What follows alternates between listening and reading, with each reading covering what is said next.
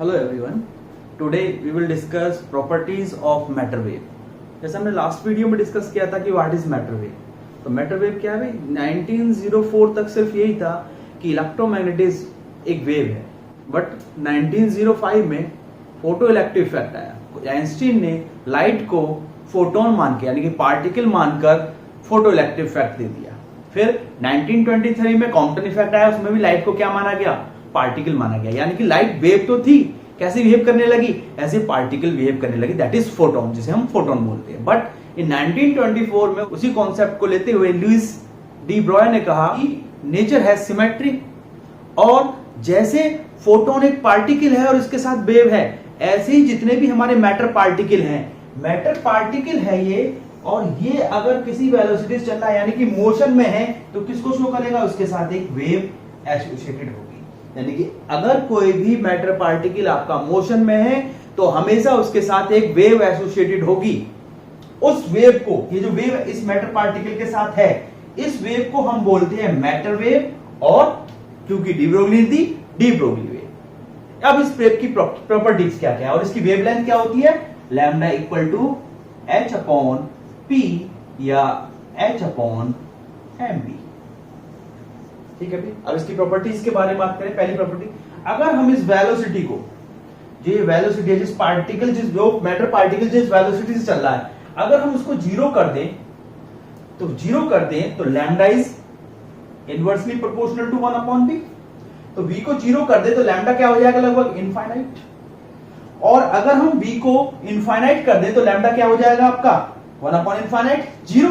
तो lambda equal to क्या हो जाएगा? जीरो। यानी कि जब पार्टिकल किसमें है? v equal to zero, particle किसमें है? रेस्ट में है। या v equal to infinite, particle बहुत तेज वेलोसिटी से चल रहा है। दोनों ही केस में हम लैम्डा को क्या नहीं कर पा रहे? लैम्डा को डिटरमाइन नहीं कर पा रहे। इसका मतलब क्या है कि वेव उस मैटर पार्टिकल से तभी एसोसिएटेड होगी जब वो मोशन में होगा, एक पर्टिकुलर वेलोसिटी से चल रहा होगा। ना तो वो रेस्ट में होना चाहिए, ना ही उसकी वेलोसिटी लगभग इनफाइनाइट होना चाहिए। It means that only moving matter particle has wave nature. मतलब वेव नेचर को वही मैटर पार्टिकल शो करेंगे जो मोशन में होंगे, ना तो रेस्ट में हो ना हो। दूसरा, lambda is inversely proportional to क्या होता है? 1 अपॉन m, यानी कि मास के इनवर्सली प्रोपोर्शनल है। तो lambda is inversely proportional to m। तो जब जो हैवी बॉडी है, जिनका मास ज्यादा है, उनकी वेवलेंथ क्या हो जाएगी? कम हो जाएगी। और जिनका मास कम है उनकी वेवलेंथ क्या हो जाएगी? ज्यादा। यानी कि जो आपके लाइट मैटर पार्टिकल हैं उनकी वेवलेंथ क्या होगी? ज्यादा होगी। किससे? हैवी मैटर पार्टिकल से, क्योंकि मास क्या है? इनवर्सली प्रोपोर्शनल है वेवलेंथ पर। तो ज्यादा है, जो ज्यादा हैवी बॉडी है उनकी वेवलेंथ क्या होगी? कम होगी। और जो लाइट बॉडी है, हल्की बॉडी है, उनकी वेवलेंथ क्या होगी? ज्यादा। तो light body have greater wavelength in comparison to heavy body, heavy matter particle. Clear है? ऐसी वेलोसिटी की बात करें, अगर वेलोसिटी ज्यादा है तो वेवलेंथ क्या होगी?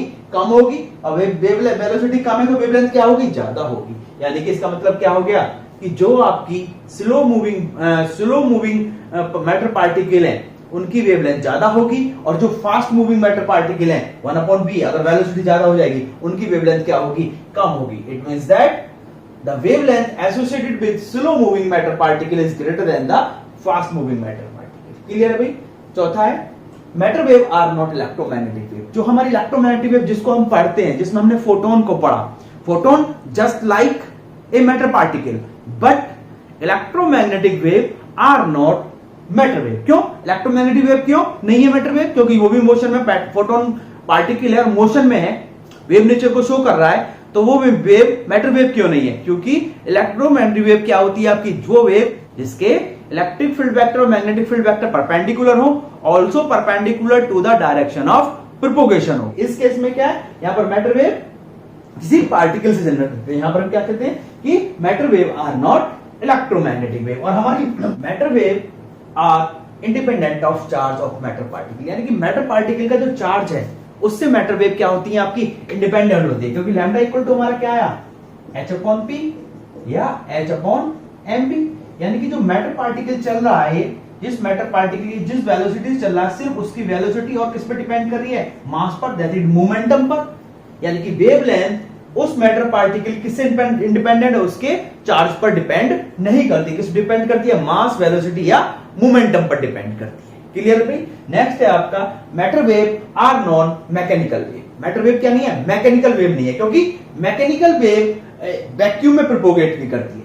मैटर वेव वैक्यूम में प्रोपोगेट नहीं करती, इसलिए matter wave are not mechanical wave. Last है आपका matter wave represent the probability of finding the particle in space. देखो भाई, ये पार्टिकल है, ये मैटर पार्टिकल है, ये किसी वेलोसिटी v से चल रहा है, तो इसके साथ क्या होगी, एक वेव एसोसिएटेड होगी। इस वेव को हम मैटर वेव बोलते हैं।